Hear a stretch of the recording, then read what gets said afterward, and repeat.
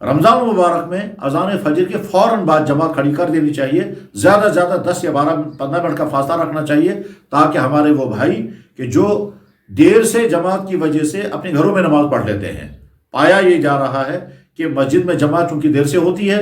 اذان فجر کے بعد آدھ پون گھنٹے تک لوگ انتظار کرتے ہیں، اور ہمارے بہت سارے بھائی جو اپنے کلمات پڑھتے ہیں اور دعاؤں میں مشغول رہتے ہیں، کچھ تلاوت کرتے ہیں، لیکن بہت سارے افراد جو ہیں وہ یہ سوچ کر کہ جماعت دیر سے ہوگی اور سحری کی وجہ سے اور آگے جاگنے کی وجہ سے ان کو جلدی رہتی ہے، تو وہ اپنے گھروں میں ہی فجر کی نماز پڑھ لیتے ہیں اور پڑھنے کے بعد آرام کرتے ہیں۔ اس لیے مسجد کے منتظمین اور مسجد کے ائمہ حضرات اگر رمضان مبارک میں اذان فجر کے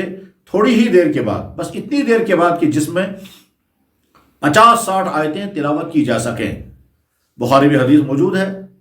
کہ جناب رسول اکرم صلی اللہ علیہ وسلم فجر کی اذان کے بعد سنتیں پڑھ کر کے اتنی دیر وقفہ فرماتے تھے جس میں 50-60 آیتیں تلاوت کی جا سکیں، اور ظاہر ہے یہ 5 سے لے کر 10 منٹ تک ہو جائیں گی، تو اتنا وقفہ کرنے بعد بھی جماعت کھڑی ہو جاتی تھی۔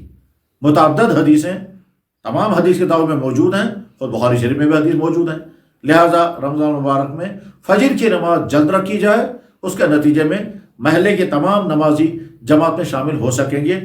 اور یہ کوتاہی نہیں ہوگی کہ مسجد کے اندر دیر سے نماز رکھی گئی، محلے کے بہت سارے لوگ جو ہے وہ مسجد میں آ ہی نہیں پا رہے ہیں۔